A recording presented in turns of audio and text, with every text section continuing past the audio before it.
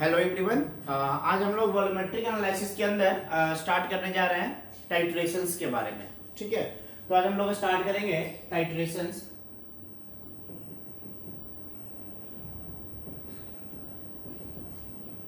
तो सबसे पहले हम लोग देखेंगे कि टाइट्रेशन होता क्या है। तो टाइट्रेशन जो है एक टेक्निक है जिसमें हम लोग क्या करते हैं कि किसी भी अननोन सॉल्यूशन, अगर मान लो हमारे पास कोई एक सॉल्यूशन है जिसका हमें नाम पता है कि इस चीज का सॉल्यूशन है, लेकिन उसका कंसंट्रेशन कितना है ये चीज हमें नहीं पता है, तो हम लोग क्या कर सकते हैं, उसका कंसंट्रेशन पता कर सकते हैं। एक टेक्निक है उसको पता करने का, उसी टेक्निक का नाम है टाइट्रेशन। तो हम लोग बोल सकते हैं कि टाइट्रेशन एक ऐसा टेक्निक है, एक ऐसा तरीका है जिससे हम लोग क्या करते हैं, एक किसी अननोन सॉल्यूशन का कंसंट्रेशन हम लोग पता कर लेते हैं with the help of unknown solution. मतलब एक ऐसा सॉल्यूशन तैयार करते हैं जिसका कंसंट्रेशन हमें पता है, उसके हेल्प से जो हम लोग है अननोन सॉल्यूशन का कंसंट्रेशन को पता कर लेते हैं। ये जो टेक्निक है, इस टेक्निक को हम लोग बोलते हैं टाइट्रेशन। तो लिखेंगे टाइट्रेशन के बारे में, it is a technique, it is a technique used to determine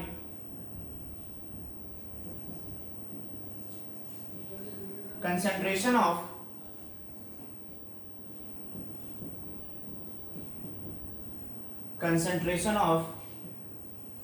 unknown solution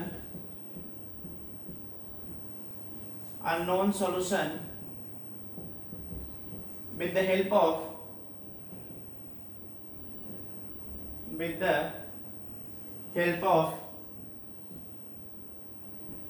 a standard solution, with the help of a standard solution।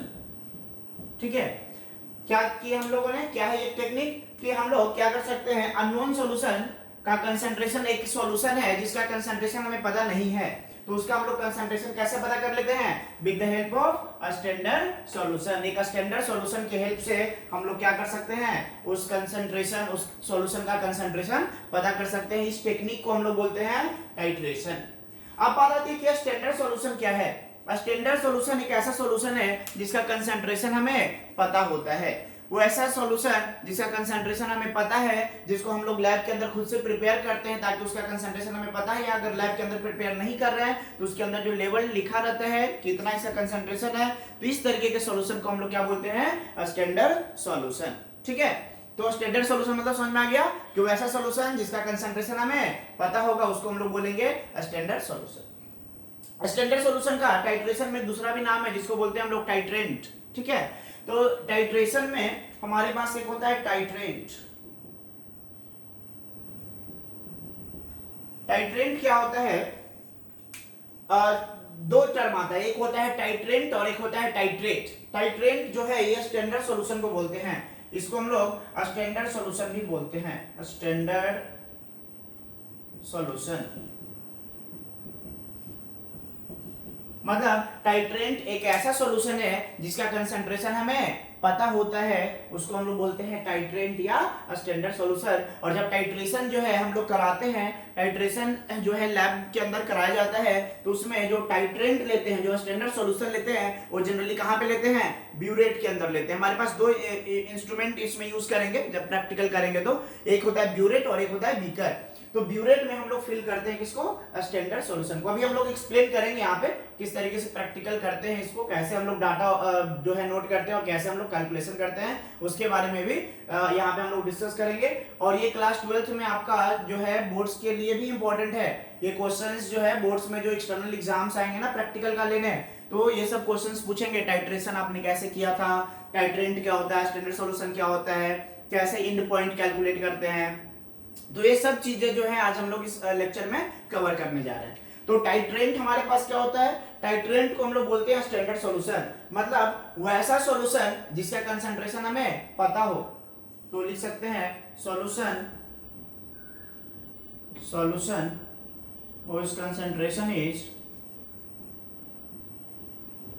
whose concentration is known,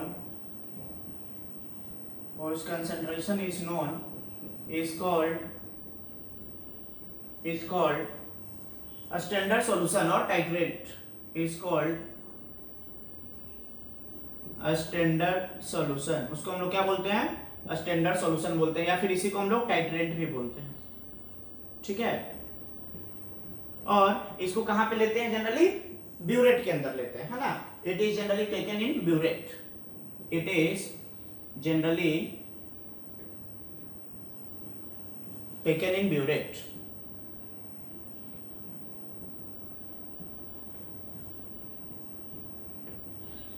कहां पे लेते हैं? ब्यूरेट के अंदर, ठीक है। जब हम लोग प्रैक्टिकल करेंगे तो इसको हम लोग ब्यूरेट के अंदर फिल करते हैं, किसको? टाइट्रेट को। और दूसरा जो होता है टाइट्रेट, जिसको हम लोग बीकर में लेते हैं, ठीक है ना, जिसका हमें अननोन जो सॉल्यूशन होता है, ये जो अननोन सॉल्यूशन है जिसका कंसंट्रेशन हमें पता नहीं है, उसको हम लोग बोलते हैं टाइट्रेट।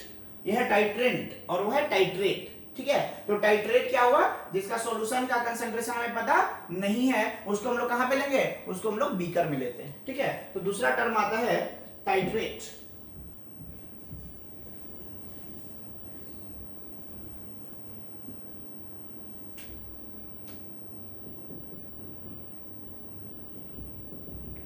टाइट्रेट, टाइट्रेट क्या होता है? जिसका सॉल्यूशन का कंसंट्रेशन हमें पता नहीं है, सॉल्यूशन उस concentration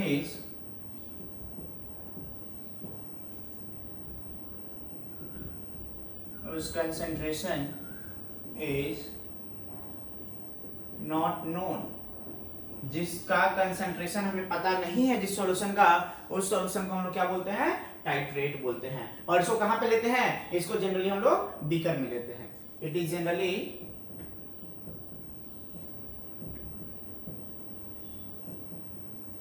taken in beaker.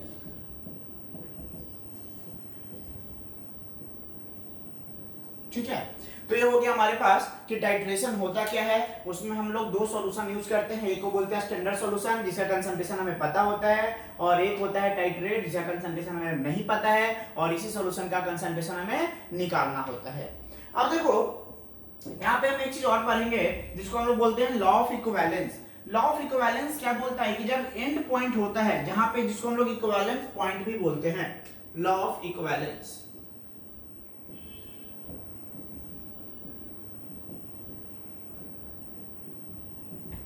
Law of equivalence क्या बोलता है कि जब हमारे पास एंड पॉइंट आएगा, जब हम लोग टाइट्रेशन करते हैं तो एक एंड पॉइंट आता है, एंड पॉइंट को ही हम लोग इक्विवेलेंट पॉइंट, इक्विवेलेंस पॉइंट भी बोलते हैं।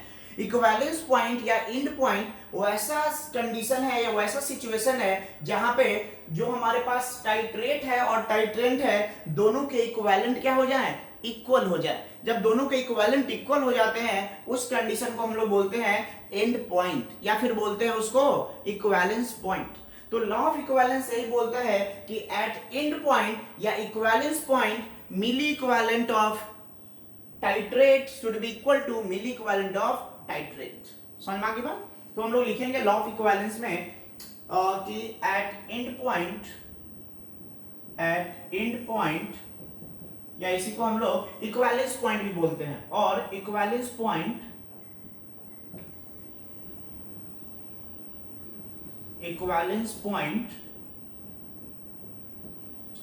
मिली इक्विवेलेंट ऑफ, या इक्विवेलेंट भी बोल सकते हो डायरेक्ट, लेकिन हम लोग बहुत स्मॉल अमाउंट लेकर के प्रैक्टिकल करते हैं, इसलिए हम लोग मिली में कैलकुलेट करते हैं। इक्विवेलेंट अगर मिली इक्विवेलेंट दोनों का इक्वल है तो इक्विवेलेंट भी इक्वल होगा, लेकिन हम लोग मिली इक्विवेलेंट में क्यों निकालते हैं? क्योंकि प्रैक्टिकल करेंगे तो बहुत सारे अमाउंट लेके तो करेंगे नहीं, थोड़ा सा अमाउंट में लेके करेंगे, एमएल में वॉल्यूम लेकर के करते हैं, इसलिए हम लोग क्या कैलकुलेट करते हैं? मिली इक्विवेलेंट जनरली कैलकुलेट करते हैं, इक्विवेलेंट जो है जनरली कैलकुलेट नहीं करते हैं। ठीक है, तो मिली इक्विवेलेंट इक्वल होगा मतलब इक्विवेलेंट भी इक्वल होगा ही होगा। ठीक है, तो हम लोग लिखेंगे मिली इक्विवेलेंट, इक्विवेलेंट को शॉर्ट में EQ लिखा हुआ रहेगा। क्वेश्चंस या कहीं पे आप सॉल्व एग्जांपल्स देखोगे या कहीं पे बुक्स देखोगे तो उसमें लिखा हुआ रहेगा इक्विवेलेंट को EQ ऐसे लिखा रहेगा। m मिली को m केवल लिखा रहेगा, m.eq मतलब समझ आना, मिली इक्विवेलेंट लिखा हुआ है। मैं यहाँ पे लिख रहा हूँ पूरा फुल, मैं लिख दे रहा हूँ milli equivalent of titrant is equals to milli equivalent of titrate.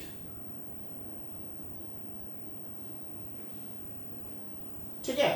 Titrant और टाइट्रेट का मिली इक्विवेलेंट क्या होगा, दोनों का इक्वल होगा। कहां पे, एंड पॉइंट पे, या इसी को हम लोग बोलते हैं इक्विवेलेंस पॉइंट। मतलब हम लोग बोल सकते हैं कि अगर मान लो नंबर ऑफ इक्विवेलेंट कैसे कैलकुलेट करते हैं, इक्विवेलेंट कैलकुलेट करने के लिए हम लोग क्या यूज करते हैं, इसको ऐसे भी लिख सकते हैं, मिली मिली कैंसिल कर दो दोनों तरफ से, तो हम लोग ऐसे भी लिख सकते हैं equivalent of titrant is equals to, और करके लिख दे रहा हूं, equal to equivalent of titrate. Titrant और टाइट्रेट का इक्विवेलेंट क्या होगा, इक्वल होगा।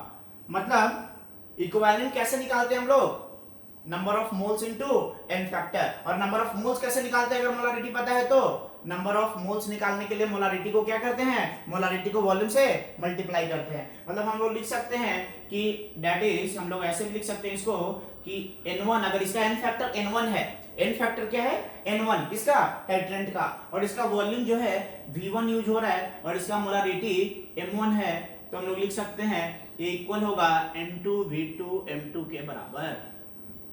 समझ में आ गई बात। इसका मतलब क्या लिखा हुआ है, इसका मतलब लिखा हुआ है इक्विवेलेंट ऑफ टाइट्रेंट, n क्या है यहाँ पे, n फैक्टर किसका, टाइट्रेंट का N1, V1 क्या है, टाइट्रेंट का जो वॉल्यूम यूज हुआ है, और M1 क्या है, टाइट्रेंट का जो मोलारिटी है। उसी तरीके से यहाँ पे N2 क्या है, टाइट्रेट का n factor, volume of titrate V2 और molarity of titrate is M2।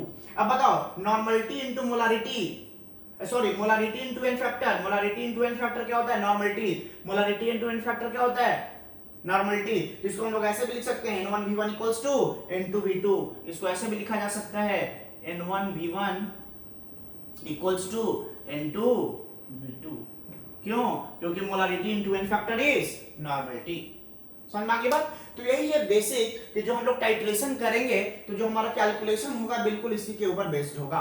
मतलब इक्विवेलेंट जो होगा दोनों का वो क्या होगा, इक्वल होगा। कब, एंड पॉइंट पे या इक्विवेलेंस पॉइंट पे। हमेशा इक्वल नहीं करना है, केवल एंड पॉइंट पे ही इक्वल करना है। ठीक है, चलो अब हम लोग बात करते हैं कि ये तो हम लोग ने बेसिक इंट्रोडक्शन देख लिया कि टाइट्रेशन होता क्या है, उसमें हम लोग करने क्या जा रहे हैं और कैसे हम लोग उसका कैलकुलेशन करेंगे। अब देखते हैं कि टाइट्रेशन जो है कितने टाइप्स के होते हैं, अलग अलग टाइप्स के टाइट्रेशन होते हैं। तो हम लोग सारे टाइप्स के टाइट्रेशन को एक एक करके कवर करेंगे।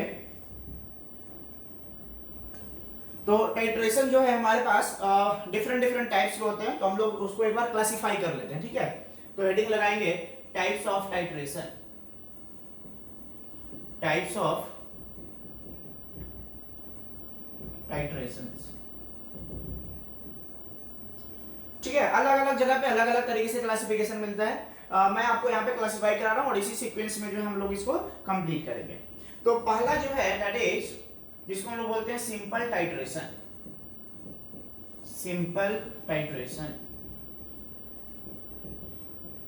सिंपल टाइट्रेशन को हम लोग फर्दर दो तरीके से क्लासिफाई करेंगे, जिसमें एक आता है हमारे पास acid based titration, acid based titration, और एक आता है रेडॉक्स टाइट्रेशन।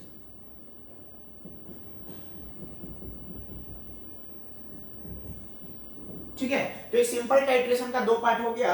एक है हमारा एसिड बेस्ड टाइट्रेशन, शॉर्ट में एबीटी लिखा रहता है, एसिड बेस्ड टाइट्रेशन, और दूसरा है रेडॉक्स टाइट्रेशन। दूसरा जो है हमारा that is back titration, back titration. तीसरा है that is double titration,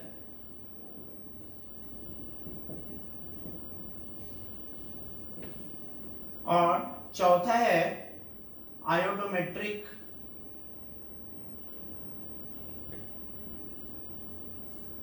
titration. तो ये चार तरीके के टाइट्रेशन को जो है हम लोग एक एक करके कवर करेंगे। Simple titration, back titration, double titration और आयोडोमेट्रिक या आयोडीमेट्रिक टाइट्रेशन, दोनों होता है। आयोडोमेट्रिक और आयोडीमेट्रिक भी होता है। तो उसको हम लोग जब आयोडोमेट्रिक टाइट्रेशन पढ़ेंगे ना, तो वहां पे हम लोग डिटेल कर लेंगे कि दोनों में बेसिक क्या डिफरेंस है और कहां पे आयोडोमेट्रिक बोलते हैं, कहां पे आयोडीमेट्रिक बोलते हैं। उसके अलावा डबल टाइट्रेशन, ये भी हम लोग देखेंगे कहां पे यूज करेंगे, डबल टाइट्रेशन कब यूज होता है, बैक टाइट्रेशन जनरली यूज होता है जब आपको किसी भी सब्सटेंस का परसेंटेज प्योरिटी निकालना है। तो परसेंटेज प्योरिटी निकालने में जो हम लोग जनरली बैक टाइट्रेशन का यूज करते हैं, तो इसके बारे में भी पढ़ेंगे। और सिंपल टाइट्रेशन, जो सिंपल अभी बता रहे थे कि कैसे हम लोग एक अननोन सॉल्यूशन है और एक नोन सॉल्यूशन है, तो नोन सॉल्यूशन के हेल्प से अननोन सॉल्यूशन का जो है हम लोग कंसंट्रेशन पता कर लेंगे, वो है हमारा बिल्कुल सिंपल सा जो टाइट्रेशन करते हैं वो है सिंपल टाइट्रेशन। इसमें दो है, एसिड बेस और रिडॉक्स टाइट्रेशन। तो नाम से क्लियर है, एसिड बेस टाइट्रेशन मतलब एक जगह पे एसिड ले रहे होंगे, एक जगह पे बेस ले रहे होंगे और दोनों को रिएक्शन करा रहे होंगे, टाइट्रेशन करा रहे होंगे एसिड और बेस का, तो उसको हम लोग बोलेंगे एसिड बेस टाइट्रेशन। और एक जगह पे ऑक्सीडाइजिंग एजेंट है, एक जगह पे रिड्यूसिंग एजेंट है, अगर वो दोनों का आपस में रिएक्शन करा करके टाइट्रेशन करा रहे हैं तो उस तरीके के टाइट्रेशन को हम लोग क्या बोलेंगे, रिडॉक्स टाइट्रेशन। तो क्लियर है नाम से कि सिंपल टाइट्रेशन में एसिड बेस टाइट्रेशन में एक जगह एसिड एक जगह बेस यूज होगा, दोनों के बीच आपस में रिएक्शन होगा और टाइट्रेशन कराएंगे। और एक में रिडॉक्स में क्या करेंगे, एक जगह ऑक्सीडाइजिंग एजेंट लेंगे और दूसरी जगह रिड्यूसिंग एजेंट लेंगे और टाइट्रेशन कराएंगे। तो कौन सा टाइट्रेशन कहलाएगा, रिडॉक्स टाइट्रेशन। अब हम लोग एक एक करके बात करते हैं सबका। तो सबसे पहले हम लोग बात करेंगे एसिड बेस टाइट्रेशन का। तो हेडिंग लगाएंगे एसिड बेस टाइट्रेशन।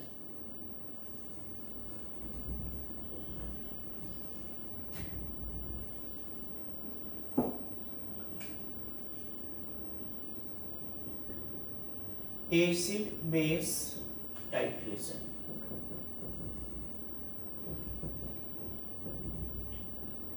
देखो एसिड बेस टाइट्रेशन का डिटेल्स एनालिसिस, डिटेल में जो इसका स्टडी होता है वो हम लोग पढ़ेंगे कब, जब हम लोग आयनिक इक्विलिब्रियम पढ़ेंगे। तो एसिड बेस टाइट्रेशन में अलग अलग तरीके के एसिड्स और बेस जो है वो यूज होते हैं और इसमें अलग अलग पॉइंट पे जो है आपका पीएच पूछा जाता है। मतलब मैक्सिमम टाइम पे जो क्वेश्चन आता है एसिड बेस टाइट्रेशन से वो कैसा आता है, पीएच कैलकुलेशन पे क्वेश्चन आता है कि आपको पीएच कैलकुलेट करना है कि अगर इतना एसिड था, इतना वॉल्यूम जो है बेस का ऐड करेंगे तो उसके बाद पीएच कितना होगा, इक्विवेलेंस पॉइंट पे पीएच कितना होगा, इक्विवेलेंस पॉइंट से जस्ट थोड़ा सा आगे पीएच कितना होगा। तो ये हमारा जो है वो एसिड बेस टाइट्रेशन में अलग अलग तरीके के क्वेश्चंस आते हैं और इसका जो मेन जो है डिटेल स्टडी जो है हम लोग कहां पे करते हैं, आयनिक इक्विलिब्रियम के अंदर करते हैं, ठीक है। लेकिन यहाँ पे वॉल्यूमेट्रिक एनालिसिस में हम लोग जस्ट एक बेसिक सीखेंगे कि एसिड बेस टाइट्रेशन होता क्या है और उसमें बेसिक प्रॉब्लम अगर पीएच से रिलेटेड क्वेश्चंस नहीं है, केवल हमें उसका कंसंट्रेशन निकालना है या इक्विवेलेंस पॉइंट निकालना है, तो उस तरीके के क्वेश्चंस को हम लोग कैसे सॉल्व करेंगे वो हम लोग करेंगे वॉल्यूमेट्रिक एनालिसिस के अंदर। और बाकी इसका कर्व कैसे ड्रॉ करेंगे, इसका टाइट्रेशन ग्राफ भी होता है, टाइट्रेशन कर्व होता है कि जैसे कैसे कैसे पीएच जो है वो चेंज हो रहा है एसिड या बेस के मिलाने से, थोड़ा सा एसिड या थोड़ा सा बेस मिला रहे हैं तो कैसे कैसे पीएच जो है एसिड का या बेस का वो चेंज हो रहा है, तो उसको हम लोग बोलते हैं टाइट्रेशन कर्व। तो वो सब जितना भी डिटेल है वो सब हम लोग कहां पढ़ेंगे, आयनिक इक्विलिब्रियम के अंदर पढ़ेंगे। अभी फिलहाल हम लोग देखेंगे कि बस इक्विवेलेंस पॉइंट हम लोग कैसे पता करते हैं या फिर कंसंट्रेशन जो है अननोन वो हम लोग कैसे पता करेंगे, उसके बारे में जो है हम लोग बेसिक यहाँ पे सीखेंगे। अब देखो मान लो कि हम क्या करते हैं यहाँ पे, लैब सपोज करो कि आपने लैब के अंदर गया, ठीक है, आप लैब के अंदर गए, हम आपको एक बीकर दिए हैं यहाँ पे, ठीक है, इसमें एक सॉल्यूशन पड़ा हुआ है, ठीक है, ये सॉल्यूशन पड़ा हुआ है, सपोज NaOH का सॉल्यूशन है, ये हमने बता दिया कि NaOH सॉल्यूशन है ये, ठीक है। अब NaOH सॉल्यूशन है तो इसका मोलारिटी जो है वो पता नहीं है, मोलारिटी जो है ये पता नहीं है, क्या है, अननोन है, अननोन मान लेते हैं, मोलारिटी M1 मान लिया। तो इसका जो मोलारिटी है वो हमें पता नहीं है। आप लैब के अंदर गए, हमने बोला कि भाई ये लो NaOH का सॉल्यूशन है, आप मुझे इसका मोलारिटी पता करके दो। तो मोलारिटी क्या होता है आपको पता है, number of moles per unit volume. तो वॉल्यूम तो पता है इसका, इसका वॉल्यूम हम लोग मेजर कर सकते हैं ना, कैसे, मेजरिंग सिलेंडर की हेल्प से। तो मेजरिंग सिलेंडर की हेल्प से हमने क्या किया, इसका वॉल्यूम मेजर कर लिया। अब बताओ कि वॉल्यूम जो ये मोलारिटी जो है, थोड़ा सा अगर मान लो सपोज एक चीज आपसे पूछ रहे हैं कि मान लो कि ये 500 ml था, 500 ml में से हम 200 ml जो है 200 ml जो है वो बाहर निकाल लिए इसी सॉल्यूशन का, तो इसका मोलारिटी और इसका मोलारिटी सेम रहेगा या चेंज कर जाएगा, सेम रहेगा। क्योंकि मोलारिटी जो है ये इसी में से कुछ पार्ट सॉल्यूशन का निकाला है ना, तो moles per litre, moles per volume जो होगा वो तो कांस्टेंट ही होगा, मतलब मोलारिटी भी क्या होगा, सेम होगा। तो ये जो पूरे सॉल्यूशन का मोलारिटी होगा इसमें से अगर थोड़ा सा पार्ट हम निकाल ले, उसका मोलारिटी कैलकुलेट करें तो भी क्या होगा, मोलारिटी सेम ही होगा। ठीक है, तो आपको करना क्या था, आपको इसका मोलारिटी कैलकुलेट करना था। ये जो सैंपल आपको दिया गया है इसका मोलारिटी जो है कैलकुलेट करना है। तो आप क्या करोगे, आपको देखो ये पता है कि NaOH सॉल्यूशन हमने दिया है आपको, तो ये बेस है, तो इसको रिएक्शन किससे कराओगे, एसिड से कराओगे। तो आप क्या करोगे, एक एसिड का सॉल्यूशन प्रिपेयर करोगे। ठीक है, किसका सॉल्यूशन प्रिपेयर करोगे, एसिड का। तो मान लेते हैं कि आपने HCl नाम का कोई एसिड है उसका सॉल्यूशन आपने प्रिपेयर कर लिया। आपने किसका सॉल्यूशन प्रिपेयर किया, HCl। आपने क्या लिया, एक वॉल्यूम लिया होगा सॉल्यूशन का और उसमें HCl ऐड किया होगा। तो यहाँ पे HCl का सॉल्यूशन आपने प्रिपेयर किया। ये HCl का सॉल्यूशन खुद से प्रिपेयर आपने किया है, तो खुद से प्रिपेयर किया है तो आप इसमें कितना पानी ले रहे हो, कितना HCl का अमाउंट ले रहे हो, ये सब पता है आपको। और आपको ये सब पता है, मतलब इसका मोलारिटी आपको पता है। मान लेते हैं इसका मोलारिटी जो है वो M2 है और ये आपको नोन है, ये आपको क्या है, पता है मोलारिटी। और इसका मोलारिटी M1 जो है वो अननोन है, इसका मोलारिटी हमें निकालना है। अब आप क्या करोगे, देखो यहाँ पे ये जो नॉन कंसंट्रेशन वाला जो सॉल्यूशन है इसको हम लोग क्या बोलते हैं, स्टैंडर्ड सॉल्यूशन बोलते हैं, नहीं बोलते हैं। तो ये हमारा क्या बन गया, ये हमारा स्टैंडर्ड सॉल्यूशन बन गया। ये हमने क्या बना लिया, स्टैंडर्ड सॉल्यूशन बना लिया, किसका, HCl का। HCl का हमारे पास स्टैंडर्ड सॉल्यूशन बन गया। अब देखो हम लोग क्या करेंगे, प्रैक्टिकल करने जा रहे हैं। क्या करेंगे, यहाँ पे एक ब्यूरेट लेते हैं ऐसे, ठीक है, ये हमारा ब्यूरेट होता है ना। ब्यूरेट में यहाँ पे इस तरीके से एक नॉब लगा होता है, ठीक है, एक नॉब लगा है। अब क्या कर देते हैं हम लोग, ब्यूरेट को क्या किए, ये जो स्टैंडर्ड सॉल्यूशन वाला था ना उससे हम क्या कर दिए, इसको फिल कर दिए। ये जो है हम यहाँ पे इसको फिल कर दिए, किससे, स्टैंडर्ड सॉल्यूशन से। It is filled with standard solution, standard solution से फिल हो गया। अब क्या होता है, ब्यूरेट के अंदर यहाँ पे रीडिंग होता है, रीडिंग है तो रीडिंग से हम लोग पता कर सकते हैं कि इसका अभी कितना वॉल्यूम है, बाद में कितना वॉल्यूम होगा, है ना। तो ये जो ब्यूरेट ऐसे होता है ना, ये ब्यूरेट ऐसे होता है ना, तो इसमें यहाँ पे रीडिंग जो होता है वो दिया होता है। तो रीडिंग देख करके हम लोग पता कर सकते हैं कि इसके अंदर अभी कितना वॉल्यूम है। तो देखो यहाँ पे हमने क्या किया, ये हमने फिल कर दिया। क्या फिल किया इसके अंदर, HCl स्टैंडर्ड सॉल्यूशन फिल किया। ये हमारा HCl है, जो मोलारिटी इसका हमें पता है ना। अब हम क्या करेंगे, ये जो हमारे पास अननोन सॉल्यूशन था NaOH का, इसका हम लोग वॉल्यूम मेजर कर लेंगे, इसका वॉल्यूम हम लोग मेजर कर लेंगे। तो मान लेते हैं कि इसका वॉल्यूम जो है, इसका वॉल्यूम जो है वो आ गया कितना, V1 बताओ, नोन होगा या अननोन होगा। वॉल्यूम तो हम लोग मेजरिंग सिलेंडर से मेजर कर ही सकते हैं, वॉल्यूम मेजरिंग सिलेंडर से मेजर कर सकते हैं। तो ये जो सॉल्यूशन हमने आपको दिया था इसका आपने वॉल्यूम मेजर कर लिया, इसका कंसंट्रेशन निकालने के लिए हमने बोला है, तो आपने क्या किया, आपने एक एक्सेल सॉल्यूशन बनाया जिसका कंसंट्रेशन M2 है, वो आपको पता है। अब क्या करोगे, ये HCl था, इसका कंसंट्रेशन कितना है, M2, ये आपको पता है। अब क्या करोगे, ये जो अननोन सॉल्यूशन था उसको कहां पे लेते हैं, बीकर में लेते हैं। तो यहां पे हमने बीकर के अंदर क्या कर लिया, बीकर के अंदर ये सॉल्यूशन ले लिया।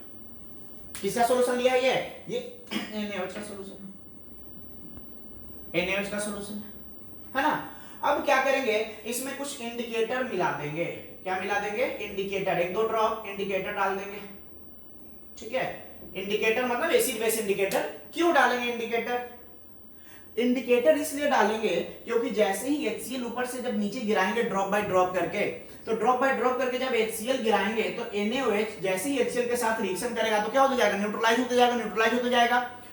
तो अगर स्टार्टिंग में एक बूंद गिरा तो इसका थोड़ा बहुत NaOH न्यूट्रलाइज हुआ होगा, फिर एक बूंद और गिरा थोड़ा और न्यूट्रलाइज हुआ होगा। ऐसे अगर ड्रॉप बाय ड्रॉप गिराते जाएंगे तो NaOH धीरे धीरे क्या होते जाएगा, न्यूट्रलाइज होते जाएगा। समझ में आ गई बात। अब न्यूट्रलाइज होते जाएगा तो बताओ, जब ये न्यूट्रलाइज होते जाएगा एक समय ऐसा आएगा कि पूरा का पूरा NaOH HCl से क्या हो जाएगा, न्यूट्रलाइज हो जाएगा। मतलब सॉल्यूशन कंप्लीट न्यूट्रल हो जाएगा। कब, जब दोनों का इक्विवेलेंट आपस में इक्वल हो जाएगा, मतलब एंड पॉइंट हमें मिल जाएगा। और जैसे ही एंड पॉइंट के बाद एक ड्रॉप भी एसिड गिरेगा तो सॉल्यूशन कैसा हो जाएगा, फिर एसिडिक सॉल्यूशन हो जाएगा। अभी सॉल्यूशन कैसा है, बेसिक सॉल्यूशन है। देखो ध्यान से समझो, मान लो कि इंडिकेटर हमने मिलाया, ठीक है, मिथाइल ऑरेंज मिला दिया है, फेनोल्फ्थालीन मिला दिया, ठीक है। तो मिथाइल ऑरेंज मिला या फेनोल्फथालीन मिला है तो उसका बेस में कुछ और कलर होगा। अभी कैसा है NaOH है ना, तो मान लो यहाँ पे हमने मिथाइल ऑरेंज मिला दिया, तो मिथाइल ऑरेंज में कलर अभी कैसा मिलेगा, ऑरेंज कलर मिलेगा। तो ऑरेंज कलर मिलेगा क्योंकि ये बेस था। जैसे ही drop by drop drop by drop drop by drop गिराते जाएंगे, जैसे ही सॉल्यूशन एसिडिक होगा तो हमें रेड कलर मिलना शुरू हो जाएगा, पिंक कलर मिलना शुरू हो जाएगा। समझ में आ रही बात। तो जैसे ही कलर चेंज होगा तो हम समझ जाएंगे कि यहाँ पे न्यूट्रल हमारा आ चुका है, मतलब इक्विवेलेंस पॉइंट जो है हमारा आ चुका है। तो इंडिकेटर हम लोग क्यों मिला है, समझ में आ रही बात। इंडिकेटर हम लोग मिला है इसलिए ताकि हम लोग इक्विवेलेंस पॉइंट को डिटेक्ट कर सके, पता कर सके कि कहां पे जो है हमारा एंड पॉइंट आ रहा है। क्लियर है। चलो तो अब हम लोग प्रैक्टिकल आगे करने जा रहे हैं। यहाँ पे हम लोगों ने HCl ले लिया है, इसका सॉल्यूशन हमें कंसंट्रेशन हमें पता है। यहाँ पे लिया हमने NaOH, इसका कंसंट्रेशन हमें पता नहीं है लेकिन इसका वॉल्यूम हमें पता है। अब क्या करेंगे, यहाँ पे इस जो नॉब है, नॉब को ओपन करेंगे। जब नॉब को ओपन करेंगे तो यहाँ से ड्रॉप बाय ड्रॉप क्या होगा, ड्रॉप बाय ड्रॉप जो होगा HCl इस NaOH के अंदर आकर के मिक्स होगा। ठीक है, ड्रॉप बाय ड्रॉप NaOH के अंदर आकर के HCl का ड्रॉप बाय ड्रॉप इसके अंदर मिक्स होते जाएगा और NaOH को न्यूट्रलाइज करते जाएगा। बेसिक सॉल्यूशन है NaOH, ये एसिड है, न्यूट्रलाइज करते जाएगा, न्यूट्रलाइज करते जाएगा। एक समय ऐसा आएगा कि ये जो इंडिकेटर डाले कलर चेंज देना शुरू करेगा। जैसे ही कलर चेंज करेगा हम समझ जाएंगे कि इक्विवेलेंस पॉइंट आ चुका है, मतलब पूरा का पूरा NaOH जो है वो HCl से न्यूट्रलाइज हो चुका है। उस समय हम क्या करेंगे, नॉब को बंद कर देंगे। नॉब को बंद कर देंगे तो HCl का ड्रॉप बाय ड्रॉप अब गिरना क्या हो जाएगा, रुक जाएगा, बंद हो जाएगा। समझना की बात। अब हमने ड्रॉप बाय ड्रॉप जैसे ही गिराया, जैसे ही देखा कि कलर चेंज हो रहा है, हमने क्या किया, नॉब को बंद कर दिया। नॉब को बंद कर दिया तो बताओ कि ये जो अभी मार्क जो था यहाँ पे, क्या ये मार्क यहीं पे रहेगा ब्यूरेट के अंदर, या धीरे धीरे डाउन होगा, क्योंकि कुछ ड्रॉप HCl का नीचे गिरा है तो ये डाउन होगा बिल्कुल। तो मान लो कि फाइनल जो है वो यहाँ पे आ गया, फाइनल यहाँ पे आ गया, मतलब इतना वॉल्यूम जो है वो क्या हुआ है, इतना वॉल्यूम जो है वो कहां चला गया, NaOH के अंदर चला गया, न्यूट्रलाइज करने में खर्च हो गया।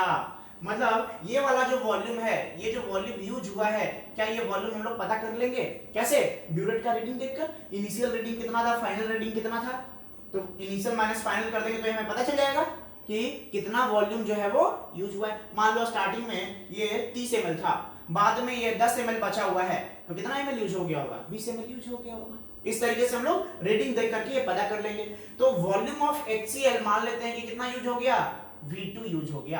कितना वॉल्यूम यूज हो गया, V2। क्या V2 हमें नोन है या अननोन है, V2 हमें नोन है, V2 हमें पता चल गया। कैसे, ब्यूरेट का रीडिंग देखकर। बताओ इसका मोलारिटी M2 क्या हमें नोन था या अननोन था, M2 हमें नोन था। क्यों, क्योंकि ये सॉल्यूशन हमने खुद से बनाया था, जिसको हम लोग स्टैंडर्ड सॉल्यूशन बोल रहे थे। क्लियर। तो इसका मोलारिटी हमें पता है, इसका वॉल्यूम कितना यूज हुआ इसको न्यूट्रलाइज करने में ये हमें पता है, मतलब इक्विवेलेंस पॉइंट तक आने में इसका वॉल्यूम कितना यूज हुआ है वो हमें पता है। क्या इसका वॉल्यूम हमें पता है, क्या इसका वॉल्यूम जो है दैट इज V1, क्या ये हमें नोन है या अननोन है, V1 इज नोन। V1 हमें पता है कैसे, क्योंकि हमने मेजरिंग सिलेंडर से डाल करके इस बीकर में NaOH का वॉल्यूम ऐड किया था। अब इसका जो M1 है, मोलारिटी जो था M1, क्या ये नोन है या अननोन है, ये अननोन है, ये हमें अननोन है, और यही हमें पता करना था। हमारा टास्क क्या था, हमारा टास्क था कि NaOH का कंसंट्रेशन आप पता कीजिए। सुनना की बात। अब देखो इक्विवेलेंस पॉइंट हमारा आ चुका है, इक्विवेलेंस पॉइंट पे इसका वॉल्यूम यूज हुआ है V2, इसका मोलारिटी था M2, इसका वॉल्यूम था V1, इसका मोलारिटी था M1। अब देखो इक्विवेलेंस पॉइंट पे क्या करोगे, एसिड और बेस का दोनों का इक्विवेलेंट क्या हो जाएगा, इक्वल हो जाएगा। सो हमारी बात, तो हम लिखेंगे कि eight equivalence point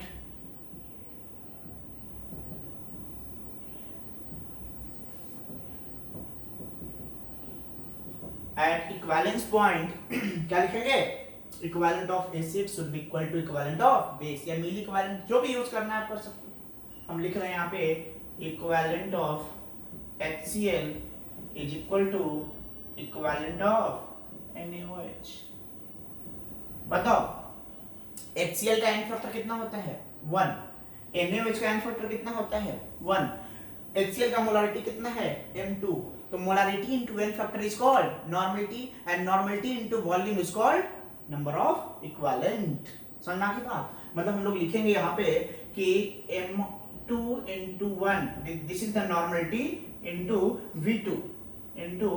v2 equals to NaOH का मोलारिटी m1 है और n फैक्टर 1 है, तो इसका नॉर्मलिटी कितना हो जाएगा m1 into 1 और वॉल्यूम कितना यूज हुआ है इसका v1, वॉल्यूम इसका कितना लिए थे v1। अब बताओ यहाँ से क्या हम m1 निकाल सकते हैं? यहाँ से हम लोग m1 निकालेंगे, m1 इक्वल्स टू कितना हो जाएगा, m1 इक्वल्स टू हो जाएगा m2 v2 अपॉन v1। बताओ यहाँ से क्या यहाँ से हमारे पास m2 नोन है? बिल्कुल m2 हमें पता है। क्या v2 हमें पता है? बिल्कुल v2 हमें पता है। क्या v1 हमें पता है? बिल्कुल v1 हमें पता है। तो क्या हम m1 निकाल सकते हैं या नहीं निकाल सकते हैं? सबका वैल्यू पुट कर दो, you will get the value of m1, मतलब उसका हमने मोलारिटी निकाल लिया। समझ में आ रही बात? उसका हमने मोलारिटी पता कर लिया। क्लियर है? तो जो हमारा टास्क था कि जो हमने आपको टास्क दिया था कि NaOH सॉल्यूशन जो हमने दिया था सैंपल, उसका मोलारिटी पता करना था, तो आपने मोलारिटी जो है आसानी से पता कर लिया। कैसे? With the help of titration. Clear है? तो टाइट्रेशन समझ में आया क्या है? टाइट्रेशन एक ऐसा टेक्निक है जिसमें किसी भी अननोन सॉल्यूशन जो सॉल्यूशन है जिसका कंसंट्रेशन हमें पता नहीं है, उसका हम लोग पता कर लेते हैं with the help of a standard solution. Clear है? समझ में आ गई बात? तो एक है हमारे पास एसिड बेस टाइट्रेशन। अब देखो जैसे इस पे एक क्वेश्चन करते हैं।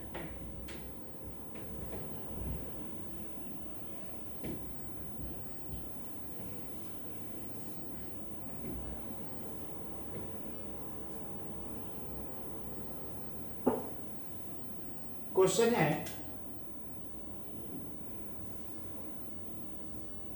Find volume of 0.2 m H2SO4 required to completely neutralize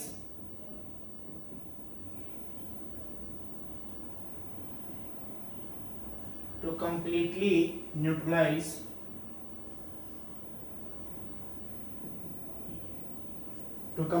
neutralize 50 ml solution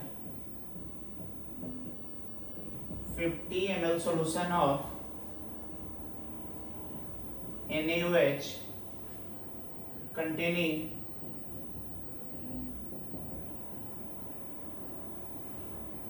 0.4 gram NaOH। ठीक है? तो क्वेश्चन आपको क्लियर है? क्वेश्चन आपको है कि H2SO4 का वॉल्यूम निकालना है। Find volume of 0.2 m H2SO4, मतलब एसिड का मोलारिटी हमें पता है, बेस का वॉल्यूम हमें पता है 50 ml सॉल्यूशन है और NaOH का अमाउंट उसके अंदर कितना है 0.4 ग्राम है। तो 0.4 ग्राम NaOH है, वॉल्यूम ऑफ सॉल्यूशन 50 ml है, तो क्या हम बेस का मोलारिटी पता कर सकते हैं? बिल्कुल पता कर सकते हैं। तो देखो सबसे पहले हम लोग क्या करेंगे, इसमें मोलारिटी निकाल लेंगे। किसका मोलारिटी निकालेंगे? बेस का। तो बेस का मोलारिटी का फॉर्मूला क्या होता है? मोलारिटी का फॉर्मूला क्या होता है? Number of moles by volume of solution. तो नंबर ऑफ मोल्स हम लोग पता कर लेते हैं। बताओ number of moles of NaOH कितना हो जाएगा? गिवन मास कितना दिया हुआ है NaOH का 0.4 और मोलर मास कितना होता है NaOH का? Na का हो गया 23, O का हो गया 16 और 1 17 और 23 40 है ना। तो इतना मोल्स हो गया, डिवाइड कर लो इसको, कितना हो जाएगा 10⁻⁻2 मोल। ठीक है? तो 10⁻⁻2 मोल आ गया NaOH का। तो मोलारिटी ऑफ NaOH कितना हो जाएगा? मोलारिटी ऑफ NaOH कितना हो जाएगा बताओ? Number of moles by volume of solution. Number of moles है 10⁻⁻2 और वॉल्यूम ऑफ सॉल्यूशन कितना है 50 ml है। इसको लीटर में कन्वर्ट करोगे, डिवाइडेड बाय 1000, ऊपर में चला जाएगा तो ये मल्टीप्लाई हो जाएगा, मतलब एक जीरो से एक जीरो कैंसिल और ये हो जाएगा 1, 10⁻² into 100 that is 1, that is 1/5, 1/5। ठीक है, तो ये हमारे पास मोलरिटी आ गया NaOH का। H2SO4 का मोलरिटी दिया हुआ है, NaOH का वॉल्यूम भी हमें पता है। तो इक्विवेलेंस पॉइंट बोला जा रहा है कंप्लीटली न्यूट्रलाइज। न्यूट्रलाइज कंप्लीटली कब होगा? जब वो इक्विवेलेंस पॉइंट पे पहुंच जाएगा, मतलब एंड पॉइंट पे पहुंच जाएगा। तो एंड पॉइंट पे हमें पता है कि क्या होता है, दोनों का इक्विवेलेंट क्या होना चाहिए, इक्वल होना चाहिए। तो हमें पता है कि at end point, at equivalence point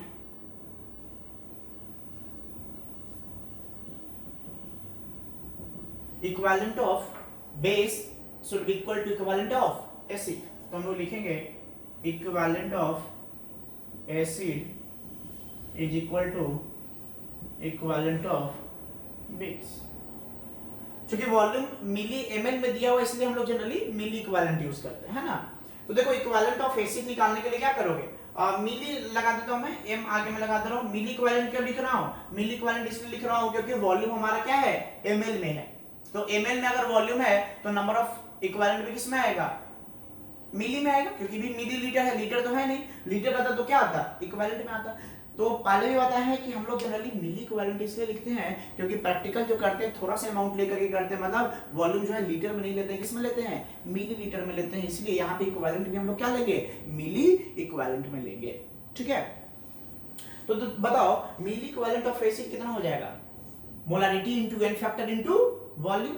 तो मोलारिटी कितना है, एसिड का मोलारिटी कितना है 0.2 molarity into n factor H2SO4 का n फैक्टर कितना है 2। वॉल्यूम कितना है इसका, इसका वॉल्यूम हमें नहीं पता है, इसका वॉल्यूम हमें नहीं पता है, यही चीज हमें फाइंड आउट करना है। मिली इक्विवेलेंट ऑफ बेस, तो बेस कौन सा है हमारे पास, NaOH। मोलारिटी कितना है 1/5, मोलारिटी है 1/5, n फैक्टर है 1, तो ये नॉर्मलिटी हो गया। और वॉल्यूम कितना है इसका 50 ml, 50 ml। तो भी वॉल्यूम जो आएगा वो किस में आएगा, ml में आएगा, क्योंकि हमने क्या लिखा है, मिली इक्विवेलेंट लिखा है। तो यहाँ पे जो वॉल्यूम निकलेगा वो किस में निकलेगा, लीटर में नहीं निकलेगा, किस में निकलेगा, मिली लीटर में निकलेगा। अब क्या करोगे, यहाँ से v निकालना है, तो v इक्वल्स टू क्या हो जाएगा, इसको डिवाइड कर दो, कितना हो गया 10, है ना। तो v इक्वल्स टू हो जाएगा 10/0.2 into 2 ml। इसको सोल्व कर लेंगे, ये हमारा क्या हो जाएगा, वॉल्यूम जो है H2SO4 कितना वॉल्यूम हमें चाहिए था वो हमारे पास यहाँ पे वॉल्यूम निकल जाएगा ml के अंदर। ठीक है, तो ध्यान रखना है यहाँ पे सीधा N1V1 = M2V2 नहीं करना है, N1V1 = M2V2 करना है, इक्विवेलेंट इक्वल करना है, नंबर ऑफ मोल्स इक्वल नहीं करना है। इसलिए ये n फैक्टर वाला टर्म को ध्यान से लिखेंगे। कभी कभी क्या होता है, ये n फैक्टर वाला टर्म्स जो है लोग मिस कर देते हैं, सीधा सीधा कर देते हैं M1V1 = M2V2, तो गलत हो जाएगा। नंबर ऑफ इक्विवेलेंट इक्वल करना है, not number of moles. Clear है। तो इस तरीके से क्वेश्चन जो है आपसे पूछा जाएगा एसिड बेस टाइट्रेशन में, सिंपल क्वेश्चन कि इक्विवेलेंस पॉइंट पे कितना इसका यूज होगा। ठीक है ना। उसी तरीके से अब हम लोग बात करते हैं रेडॉक्स टाइट्रेशन के बारे में।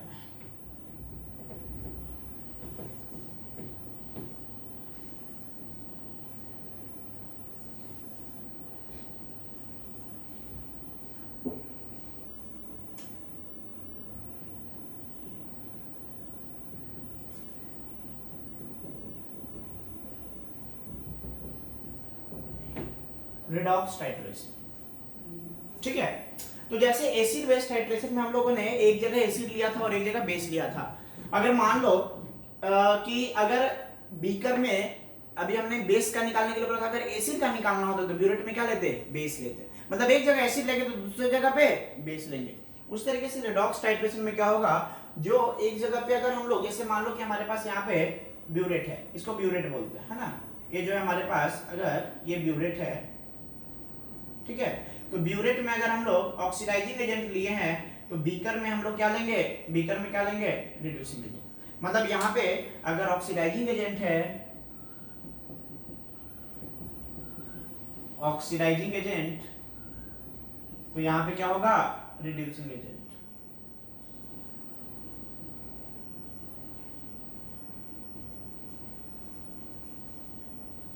समझ में आ रही बात। तो हर जगह पे क्या होगा कि अगर मान लो कि सेम ही प्रोसेस करना, जैसे एसिड बेस टाइट्रेशन में किए थे ना, बिल्कुल सेम प्रोसेस यहाँ पे भी करना है। यहाँ पे इंडिकेटर मिक्स करेंगे, या कभी कभी क्या होता है ऑक्सीडाइजिंग या रिड्यूसिंग एजेंट खुद जो है अपने आप एक सेल्फ इंडिकेटर के रूप में काम करता है। जैसे KMnO4 है, KMnO4 का कलर होता है, तो जब पूरा का पूरा न्यूट्रलाइज होगा तो उसमें क्या होगा, उसका खुद ब खुद का कलर चेंज हो जाता है। तो वहां पे हम लोग को इंडिकेटर डालने का जरूरत नहीं है। तो बहुत सारे हमारे पास ऐसे भी ऑक्सीडाइजिंग एजेंट है या रिड्यूसिंग एजेंट है जो एज ए सेल्फ इंडिकेटर की तरह काम करता है। अगर नहीं है तो हमें क्या करना पड़ेगा, बाहर से कुछ इंडिकेटर मिलाना पड़ेगा। क्यों? ताकि हम लोग को पता चल सके कि एंड पॉइंट कहाँ पे आ रहा है, कहाँ पे जो ब्यूरेट का नोब है उसको बंद करना है। ठीक है, तो क्या करेंगे यहाँ पे रिडॉक्स टाइट्रेशन में बिल्कुल सेम जैसे एसिड बेस टाइट्रेशन में किए थे, बिल्कुल वही करना है। एक जगह ऑक्सीडाइजिंग एजेंट ले लेंगे, एक जगह रिड्यूसिंग एजेंट ले लेंगे। अगर मान लो यहाँ पे रिड्यूसिंग एजेंट लेते तो यहाँ पे क्या लेना पड़ता, ऑक्सीडाइजिंग एजेंट। दोनों जगह पे सेम मत ले लेना, क्योंकि आपस में रिएक्शन ही नहीं करेगा तो इक्विवेलेंस पॉइंट ही नहीं मिलेगा। ठीक है, तो देखो यहाँ पे रिड्यूसिंग एजेंट है, यहाँ पे ऑक्सीडाइजिंग एजेंट है। बताओ इसमें स्टैंडर्ड सॉल्यूशन कौन है? ये वाला स्टैंडर्ड सॉल्यूशन है, ये हमारा स्टैंडर्ड सॉल्यूशन है। तो स्टैंडर्ड सॉल्यूशन, स्टैंडर्ड, ये हमारा स्टैंडर्ड सॉल्यूशन है। तो बताओ इस स्टैंडर्ड सॉल्यूशन का मोलारिटी हमें पता होगा? पता होगा या नहीं होगा? मोलारिटी हमें पता होगा। ये हमारा क्या है, अननोन है। इसका कंसंट्रेशन हम लोग को पता करना है, लेकिन इसका वॉल्यूम हमें पता है। कैसे? बीकर में जो हम लोगों ने वॉल्यूम लिया वो मेजरिंग सिलेंडर से मेजर करके लिया है, तो इसका वॉल्यूम हमें पता हो जाएगा। अब ड्रॉप बाय ड्रॉप इसका इसमें गिराएंगे, जब इक्विवेलेंस पॉइंट आएगा तो नॉब को बंद कर देंगे। मान लो कितना वॉल्यूम उसका यूज हो गया, तो ये वाला वॉल्यूम जो है ये M1 हमें पता है, इसका M1 हमें पता है, इसका वॉल्यूम V1 पता हो गया, इसका वॉल्यूम V2 पता है, इसका मोलारिटी M2 जो है ये हमें नहीं पता है, यही हमें पता करना था। तो इक्विवेलेंस पॉइंट पे क्या हो जाएगा, M1 into N1 into V1 at equivalence point, at equivalence point milli equivalent of oxidizing agent will be equal to milli equivalent of reducing agent। ठीक है, ऑक्सीडाइजिंग एजेंट का मिली इक्विवेलेंट रिड्यूसिंग एजेंट के मिली equivalent के बराबर हो जाएगा। मतलब हम लोग क्या लिखेंगे, M1 into N1 into V1 is equals to M2 into N2 into V2। समझ में आ गई बात? यहाँ पे M1 क्या है, molarity of oxidising agent. N1 क्या है, N1 is the n factor. किसका एन फैक्टर है? ये ऑक्सीडाइजिंग एजेंट का। और M2 क्या है, एन फैक्टर। किसका एन फैक्टर है? रिड्यूसिंग एजेंट का।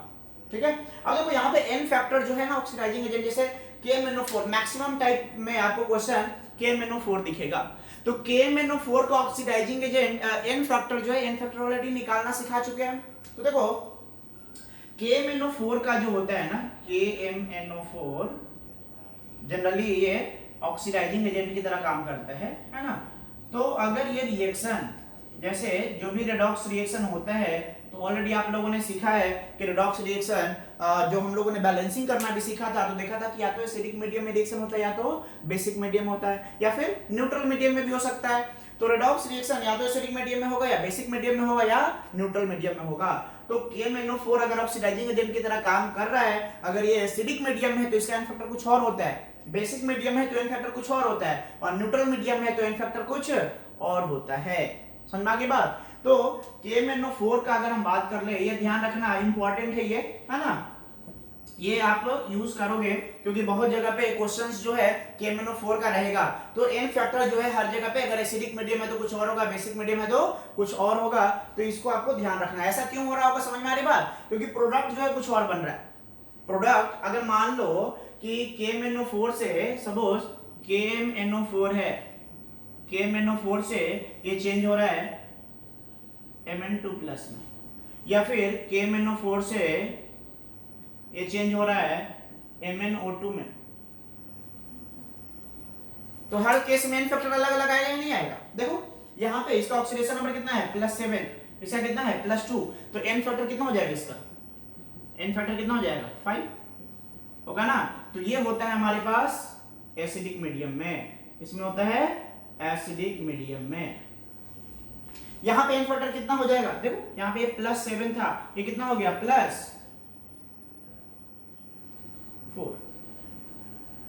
+7 से कितना हो गया +4, तो कितना हो गया n फैक्टर 3 हो गया। तो इसका KMnO4 का जो है n फैक्टर वो चेंज करता रहता है, समझ में आ रही बात, डिपेंडिंग ऑन द मीडियम। तो इसको आप ध्यान रखेंगे, मैं यहाँ पे लिख दे रहा हूं कि कौन से मीडियम में n फैक्टर जो है वो कितना होगा। तो चेंज क्यों हो रहा है वो समझ में आ रहा है ना, क्योंकि जो प्रोडक्ट है वो अलग अलग बन रहा है। जैसे यहाँ पे Mn2+ बना, यहाँ पे MnO2 बन गया, तो डिपेंडिंग ऑन द कि किससे किसमें चेंज हो रहा है। तो n फैक्टर ऑलरेडी हम लोगों ने कैलकुलेट करना सीख रखा है कि अगर यहाँ से इसमें चेंज हो रहा होगा तो n फैक्टर 5 होगा, यहाँ से इसमें चेंज हो रहा है तो n फैक्टर 3 होगा, ठीक है। तो KMnO4 का n फैक्टर मैं यहां पे लिख दे रहा हूं, n फैक्टर ऑफ KMnO4। तो अगर एसिडिक मीडियम है, in acidic medium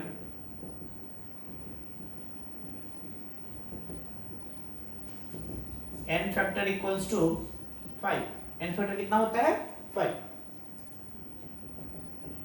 in basic medium, neutral पहले लिख दे रहा हूं, in neutral medium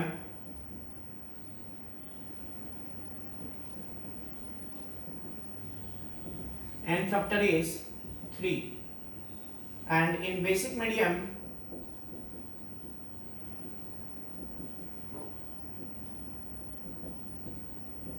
n factor is 1, ठीक है। तो ऐसा क्यों हो रहा होगा, क्योंकि अलग अलग तरीके का प्रोडक्ट बन रहा है। जैसे बताओ यहाँ पे +7 से +4 जा रहा है, n फैक्टर 3 हो जा रहा है। तो डिपेंड करता है, अगर acidic medium, most of the time देखना जनरली एसिडिक मीडियम में अगर रहेगा तो n फैक्टर कितना लेना है उसका 5 लेना है। अगर बेसिक मीडियम हो तो n फैक्टर कितना लेना है 1 लेना है। तो ये चीज का ध्यान रखना है। और बाकी जैसे एसिड बेस टाइट्रेशन में क्वेश्चंस किए थे, इक्विवेलेंस पॉइंट पे क्या करना है, दोनों का इक्विवेलेंट इक्वल कर देना। उसी तरीके से रिडॉक्स के भी दोनों जगह पे क्या हो जाएगा, इक्विवेलेंट इक्वल हो जाएगा, ठीक है। तो आज हम लोग यहीं पे स्टॉप करते हैं और अगले क्लास में हम लोग जो है इस पे कुछ इलस्ट्रेशन करेंगे कि रेडॉक्स टाइट्रेशन पे किस तरीके के क्वेश्चंस आते हैं, किस तरीके से उसको हम लोग सोल्व करेंगे। और बाकी के जो टाइप्स के टाइट्रेशन है, जैसे बैक टाइट्रेशन है, डबल टाइट्रेशन है और आटोमेटिक टाइट्रेशन है, उसके बारे में भी हम लोग डिस्कशन करेंगे, ठीक है। Okay, thank you.